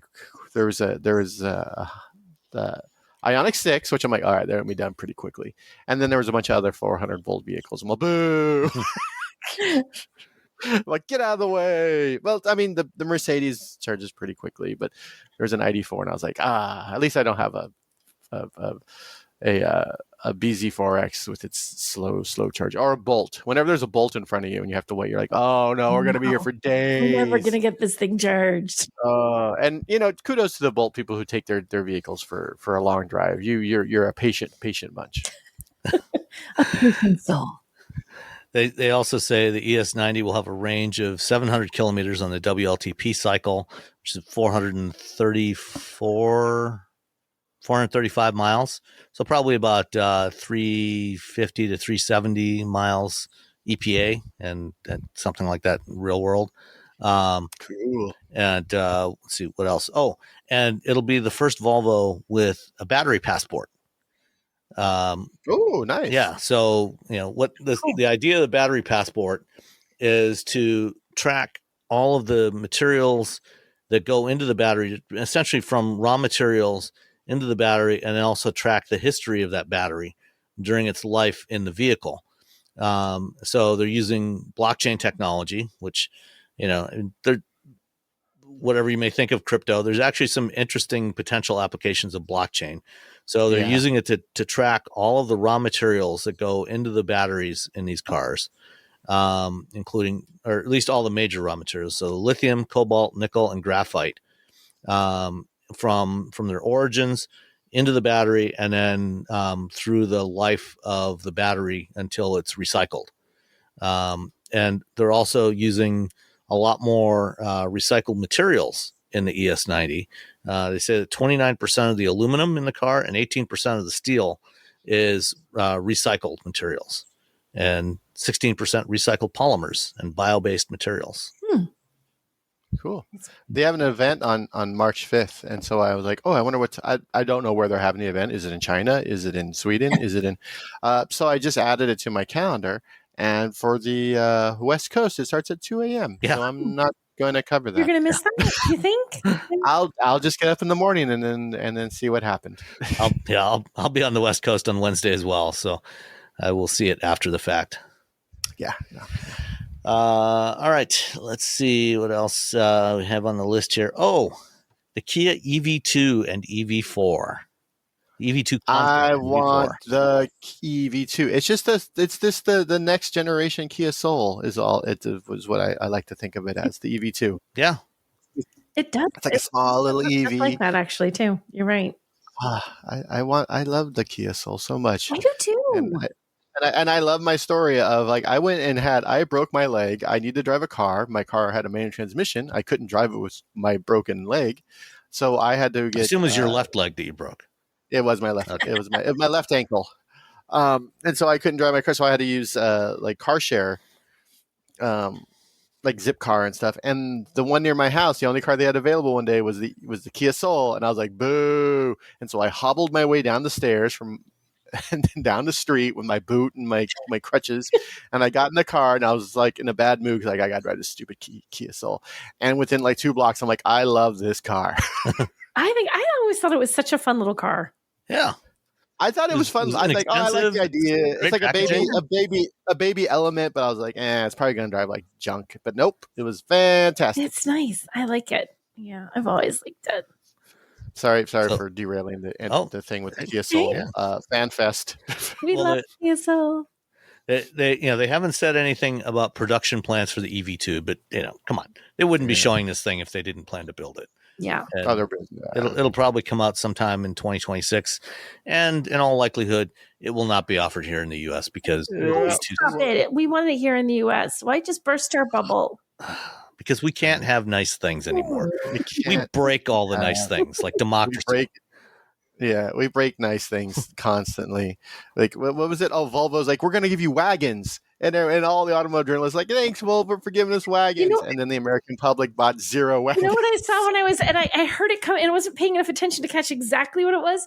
When I was coming back from breakfast this morning, there was a Volvo wagon that was like lowered and had a loud exhaust, and the guy went like blazing by me, and I was like, oh, it's a little Volkswagen wagon. So some little wagon, somebody who was like loving life. Oh, the Golf. Probably. Yeah, or maybe they took a Golf R powertrain and put it into the all-road body shell. Yeah. Fabulous. It's like, go you. Go you. Well, what was sold here for a long time as the Jetta Sport Wagon, in the rest of the world was sold as a Golf. It wasn't It was branded as a Golf instead of a Jetta. And I believe in Europe they did offer the Golf R wagon, or the variant is what VW calls their wagons in Europe. So they did offer the Golf R as a wagon with the Jetta wagon body shell. It was awesome. That would have been fun. Yeah. The wagon. Anyway, back to Kia. Sorry. Yeah. Sorry, Kia. And Robbie just- Yeah. So what we're definitely getting is the EV4 sedan, which is launching this summer in Europe and in Korea, and then either late this year or early 26. The sedan is coming here, and then there's also the EV4 hatchback, which is actually going to be built at Kia's factory in Slovakia, which for now at least is only planned for the European market. But maybe if we're really nice to James Bell, maybe they'll bring it here. No, he's not. I'll call up James. Somebody send him cookies or something. Look at the hatchback, so much cool. Yeah, I mean, I would take this. This is the one I want. I really like the EV6, but this is actually closer to the size I really want. Yeah. Yeah. I would buy this EV4 hatchback in a minute if they offered it. Yeah. Yeah. Let's all just text him for the rest of the weekend. Say, James, I want an EV4 hatchback. James, please. James. That same blue that they have on the EV6. That's what I want. James, are you listening, man? James. Okay, what else we got? So the EV4 is going to be offered with two battery sizes: 58.3 kilowatt hour, 81.4 kilowatt hour. The range 630 kilometers WLTP. So that'll be somewhere around 350 miles here in the US. I would take one of these with that kind of range. 150 kilowatt hour motor, 7.4 seconds 0 to 60, more than adequate. That's plenty. The only downside, part of keeping the cost down, keeping this affordable, is it does use a 400 volt architecture instead of the 800 volt that's on other eGMPs. So it'll take you 31 minutes to get from 10 to 80%, but that's fine. It's got the vehicle to load and vehicle to grid capabilities. I mean, I want this hatchback. Give me your hatchback. Sam, I want this hatchback. Okay, Sam. I want this hatchback. I like this. I especially like the way the hatchback looks. I mean, the sedan is a lot like the K4. Yeah, a lot of similarities to K4. And I think it's pretty cool. It looks pretty cool. Yeah. I'd like to have more of them here. Yeah, we need stuff like this. Yeah. All right. And then the Jeep Compass. Last year, sometime I think like October or something, Jeep put out a teaser image of the next gen Compass, and it's supposed to be launching in Europe first, middle of this year. It's built on the Stella Medium platform. And initial production is going to be in Italy at a Fiat factory in Italy. And then for North America, the initial it's going to be built at the Brampton, Ontario assembly plant, or at least that was the plan. We'll see what happens after Tuesday with tariffs. But the plan was to build the new Compass in Brampton, which is the plant that formerly built the Challenger and Charger and Chrysler 300. And that plant's been getting retooled. And initially they were supposed to launch, the first one out the door was going to be the BEV version, launching late this year, followed in first half of next year by the gas and hybrid versions of this. But now they have pushed back the BEV version and they're going to launch with the gas and hybrid versions, which means that it's not going to be ready until sometime middle of 2026. So pushed back about 6 months launch. Okay. It's not what Stellantis needs. No, it really isn't. Yeah. Because you would not. Yeah. And as at least for now, until we get assuming they actually launch this new Renegade that they talked about last year, this will be Jeep's entry level model. And the Compass is okay, but it's been around a while. They need a redone version. Yeah, it's the car you kind of. It's like the Equinox was sort of like, oh yeah, they still make that, and then they made an EV version, and now we're all, yay, it's a good car. I feel like that's what the Compass could have been. Yeah, or could be, or should be. I don't know. The Compass is like that car. I'm like, oh yeah, oh gosh, yeah. There's the Compass. Oh, that's still a thing. Yeah. Well, I mean, right now, it's March 2nd as we're recording this. Tuesday is when tariffs are supposed to kick in 25% on everything coming in from Canada and Mexico. I totally forgot that was happening. Yeah. There's so many things happening. It's not your fault. If it's impossible to keep track of I am paying attention. There's just a lot happening. That's truth. There's a lot happening. So yeah, that'll be so bad. That's not great for the automotive industry at anyone, really, to be honest. No, it's going to be terrible. It's going to be bad times for the automotive industry with these tariffs. Everyone is going to be paying way more for vehicles if those tariffs go into effect. And for entry level models like the Compass, I mean, the Compass right now I think starts around $27,000. Even if they, I mean, most likely they would tack on somewhere between 15 and 20% to that price. So now instead of 26, you're looking at 32, 33 starting point for that. Yeah, and cars are already too expensive. They are expensive. So not good. Buy used cars, I guess. Yeah. Well, the problem is if new car prices go up, used car prices are going to follow because nobody's going to be able to afford the new cars. So everybody's going to be buying used cars. So we're going to see used car prices go back up. Buy a car before Tuesday. Oh, wait, is the podcast going up before Tuesday? Yeah. Well, all right. Oh, God, whatever you're doing right now, stop it. Stop. Okay. Go buy a new car before it's too late. Go buy a new car or a used car or something. Yeah. If you need a car, get it now. Yeah. All right. Finally, the Maxi Mini. I was watching the video earlier. To our friend Tommy Micah. He owns a 1993 Mini. One of the classic style minis, tiny, like back when minis were actually, mini. And he was comparing it to the new Mini Countryman SE, which is a battery electric version of the new Countryman. And it's pretty, when he parks his Mini next to the Countryman, it's mind boggling, the difference in size. The classic Mini barely comes up to the belt line on the Countryman. And the Countryman weighs 4,500 pounds. Wow. And it's 4 feet longer than his old Mini. Yeah.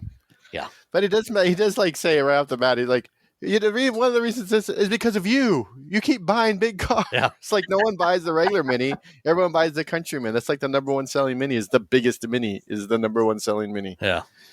Americans love a big car.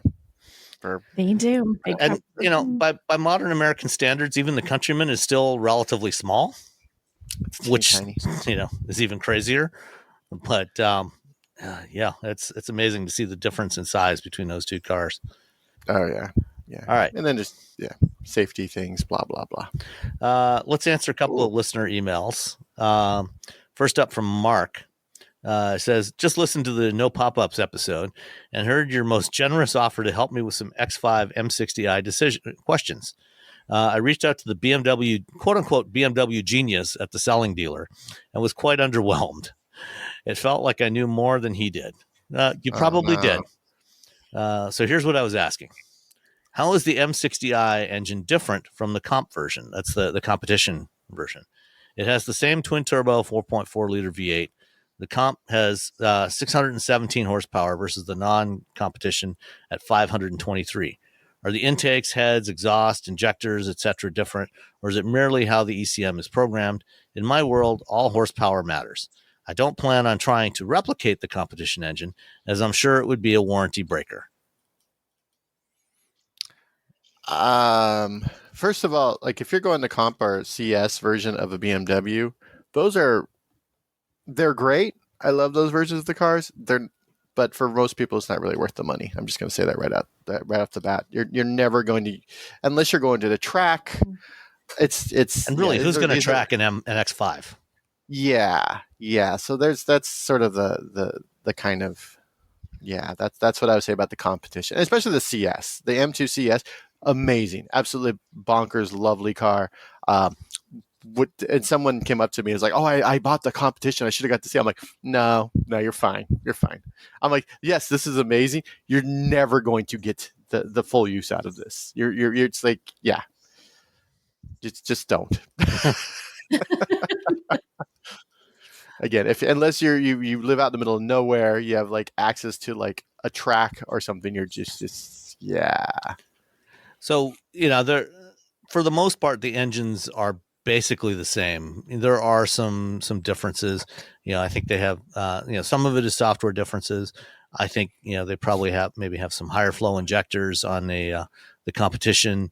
The cams might be slightly different on the competition model, things like that. But for the most part, they are largely the same. But I agree. While all horsepower might matter to Mark, there's horsepower that you can use versus, what is just bragging rights. And, I don't know if it's worth paying for bragging rights if you're not actually going to be able to use it. It's like when I worked at Wired, they had this set up once. Someone sent in all this like really expensive gear. It was like $25,000 audio setup. Oof. So I could listen to like Dark Side of the Moon, and you could hear the fingers sliding across the guitar strings while they were playing the song. I'm like, this is amazing, but it's also $25,000. And you're like, and now you have like, what is the benefit of like hearing that little? But you know what? If you put on a reasonably good set of headphones and listen to, any standard version of Dark Side of the Moon, you can also hear those fingers across the guitar strings.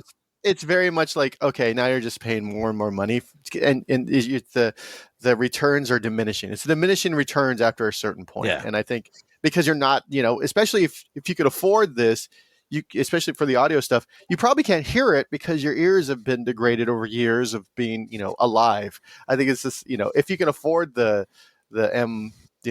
competition, the CS version, you can't really do anything with it because you have a life. You don't have time to go to the track. You got bills to pay. You got yeah. So there you go. For regular people, I'm like, All right. Then the next question is about the 48 volt hybrid system being good for a brief extra 40 horsepower. Is this true? Yeah, it is true. I mean, the way so this is a 48 volt mild hybrid system. The motor is packed between the engine and transmission, and it will give you a brief bursts of additional power and torque, but the battery that's in there is only maybe probably a little under 1 kilowatt hour, so it's smaller than a standard hybrid battery. So yeah, you're not going to be able to get that 40 horsepower for very long, but it will give you an extra little burst momentarily. Believe the X5 has auto stop start. Can it be disabled one time, or will I need to cancel each time I start? Also, does the auto stop start system use a separate battery? No, let's talk about 48 hybrid. Yeah. The 48 volt hybrid. Yeah, that's what it does. That's one of the things the 48 volt system does. Yep. Is got a bigger battery. Oh, that reminds me of something else I forgot to mention about the RAM charger. There's no 12 volt battery in the RAM charger. They're just using a DC to DC converter to go from 400 volts to 12 volts, similar to what they do on the Cybertruck. So there's no 12 volt battery, but but there's no 48 volt systems on the Ramcharger either. They just go straight down to 12 volts. But yeah, you got enough. There's enough capacity in that 48 volt battery to do auto stop start, and because it can keep the engine off longer. Basically, what you're going to see with that is you're almost always going to be starting. As soon as when a light turns green, you're going to roll off on electricity, and it's only once your wheels start to roll that the engine will restart. And so when that happens, you don't get as much of the jolt when the engine fires up, because it's not annoying. Yeah, because like your foot, when your foot's on the brake pedal and the engine restarts, you feel that. But without that load from the brakes, it's much smoother. Yeah, as soon as you put you hit the accelerator, the electric engine will push you forward, and the gas engine will catch up. So you don't have to worry about that start stop annoyance that you see in a lot of older vehicles. And going back to the competition for a moment, the price difference between the M60i and the X5M competition, $37,000. Yeah, don't get the competition. Yeah, don't. I mean, maybe you're super rich, Mark. I don't know, but it doesn't. Especially for the X5, it's a big. If you're getting like the 2 series or a 3 series, I'd be like, okay, maybe you're. But that seems. I don't know. I don't know what the benefit is at something that large. Are the intercoolers air to air or air to water? I'm not sure, but I think they are air to water intercoolers. That's what you find on most modern vehicles. Does the car keep running after the fob leaves the car? So I'm assuming you're talking about, if the car's running and you get out and walk away with the key fob on you, it will generally keep running for some period of time. After a while, if it's just sitting there, and the fob's not in there, it's might be like 15 or 20 minutes. It will eventually just shut itself off if rather than sitting there idling. But yeah, generally it'll, if you don't turn it off, it will keep running.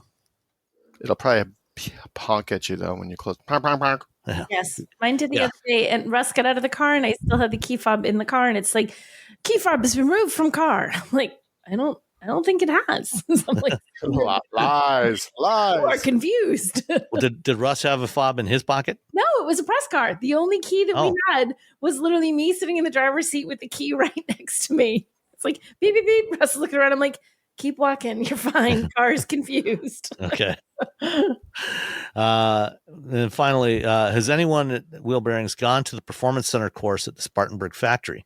I've opted for the PC delivery there, and I'm just wondering what to expect after I take delivery. I'll be driving it back to Chicago. So I don't know about either of you. I haven't taken the driving course that they offer. I've driven on that track numerous times over the last 15 years, 17 years. Have either of you ever done the training there? No, I have not. So I don't know how that would be. I'd imagine. I'm just rad. I don't need training. No, I'm just kidding. Bro. Everyone could use training. I don't care who you are. You could use training. I mean, it's a nice track.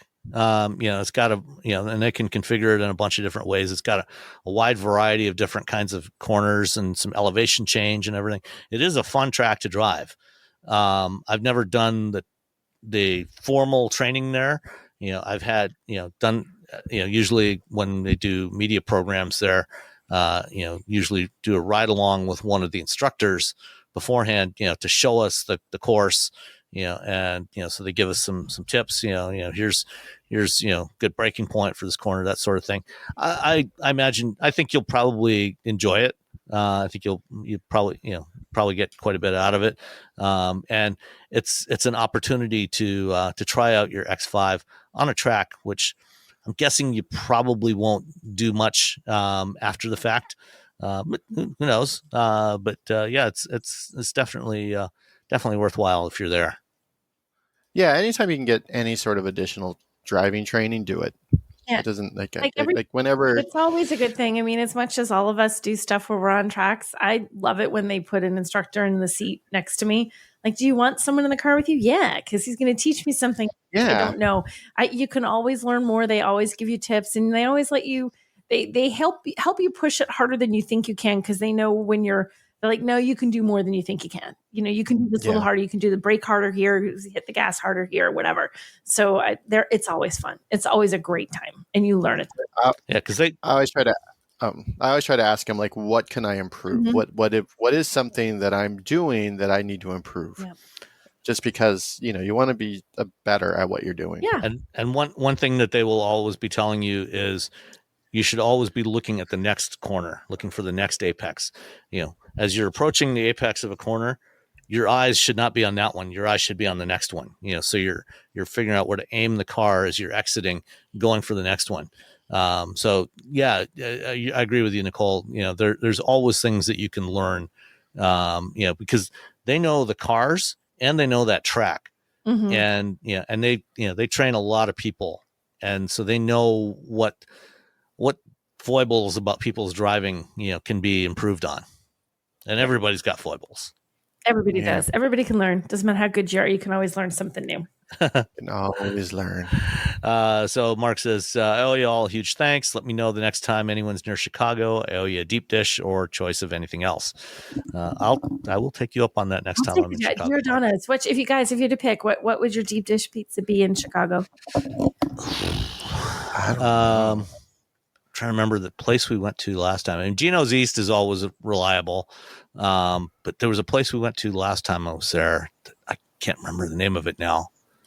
Shoot, I think I've only driven through Chicago. I've never actually You've never had deep dish pizza in Chicago? No. Wow. I know. I've been all over the world except Chicago. I swear by Giordano's, although Russ went to some new place. Yeah, Giordano's is good too. And he sent me pictures, but the sauce was too chunky. I'm like whole chunks of tomato. It's a tomato. I just want pureed tomato. If it's I can see tomato bits, too chunky. I like so find for me that place, Mark, the not too chunky tomato sauce place. Thank you. Not too chunky tomato sauce. Well, and if you're in the Ann Arbor area, you want some great pizza. You got to go to Dexter to Raderman's Bakehouse.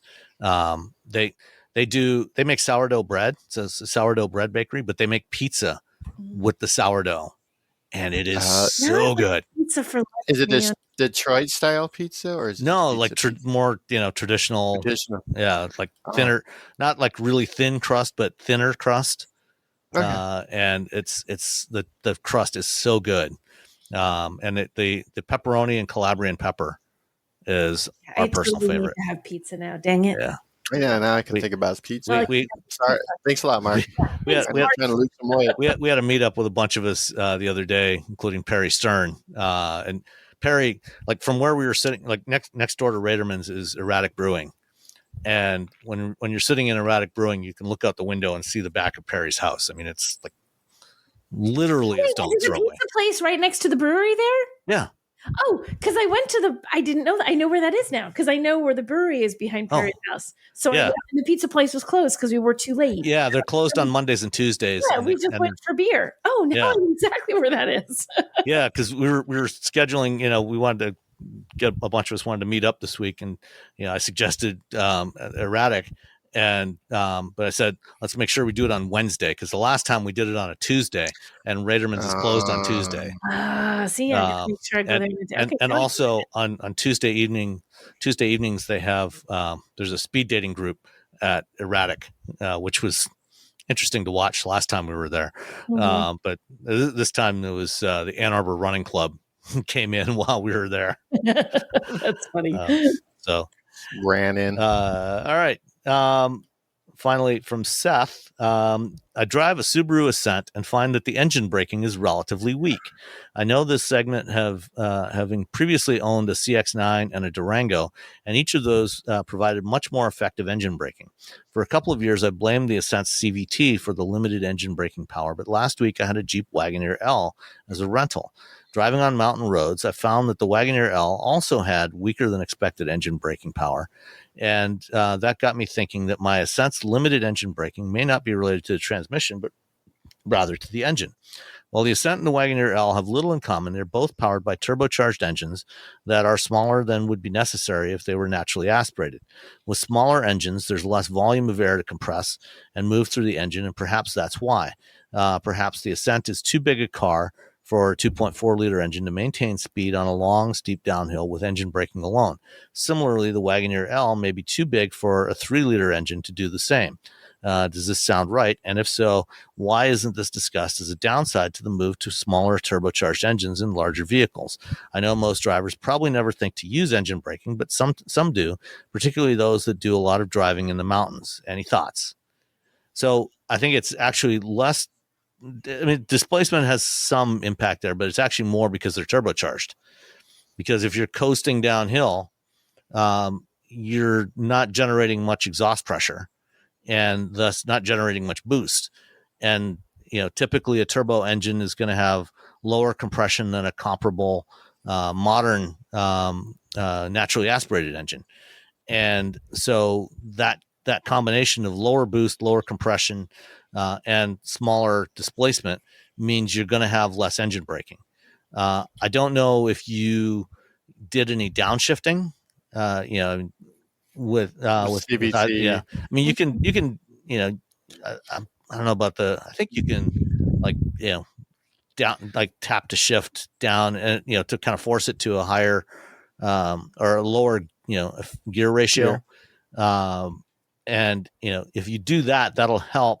If the engine's revving a little faster, it will generate more boost and then give you more engine braking. But, having watched a bunch of the Ike Gauntlet videos that the TFL crew do, where they hook up, take trucks and SUVs and hook up a trailer with the max tow rating and drive down from the Eisenhower Tunnel. It's an 8-mile run down from the Eisenhower Tunnel at I think a 7% grade. And what they do is they measure how many times they have to tap the brake to maintain speed. And, that's one of the things you'll see is on a lot of the modern engines with turbocharged engines, they do take more brake applications to maintain speed going down the hill. So it's more that they're turbocharged than anything else. Yeah. Yeah. What's interesting is that, if you drive a manual, you kind of think about, oh, well, I have engine braking with the manual because I'm using the transmission, the engine brake. And then, some of the larger, the V6, the V8 naturally aspirated, you lift and there's like a little, but then you go to EVs and you're sort of recreating that whole thing because of regenerative braking. Yeah. And so it's sort of fun. My wife, she drives the EV pretty much 99% of the time. She drives the BRZ occasionally, but mostly she drives our EV. And she drove her parents' car, which is the Lincoln MKX. This is the SUV. The Z is the sedan. Yeah. And she's like, oh, the brakes on this car suck. I'm like, no, you're just used to having regenerative braking, and so you're used to when you lift and you hit the brakes that you have, you essentially have engine braking, and so it's sort of funny that we went almost away from engine braking because of smaller engines, more efficiency, back to engine braking but with motors. Yeah, same effect. The circle of life. And I don't think most people do it. I think you're right though, Seth. I think there are people out there they don't think about it. I don't think most people use engine braking. I think if you said that to the average person, they're not going to know what that means. You have to have been in a situation where you drive regularly in the mountains. I will say, it's funny. So New Hampshire, the Mount Washington's New Hampshire, you can drive up the Mount Washington Auto Road, and it's a sketchy little road, and you get to the top and you come back down, and it warns you not to ride your brakes all the way down. So I use engine braking a lot of the time to come down, so you're not just sitting on your brakes all the way down.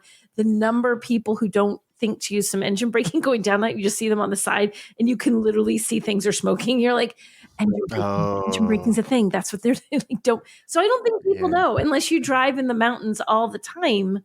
You don't really know what that is. You really don't. I think if you're 40 years old and under, like most vehicles at this point, once you were buying a car, that engine braking was so not even a thing people thought of. And, there are fewer manual transmissions on the road, so there's that as well. So there's a lot of it's an interesting sort of evolution of how cars work. It is. Yeah. So if you can downshift, and if the vehicle has a tow mode, even if you're not towing, if you toggle the tow mode on, that will usually cause it to it'll change the logic, so it downshifts more to try and give you more engine braking. So it'll run at a lower gear ratio. So your engine's running faster. And it'll do that automatically. I don't know if either the Ascent or the Wagoneer. I don't The either. Wagoneer probably has a tow mode. I don't know about the Ascent, but if there is a tow mode, among the drive modes, try using that and see if that gives you more engine braking. I think it probably will. Yeah, that probably help. Yep. All right, that is all for this week, and we'll talk to you next time. Bye. Bye.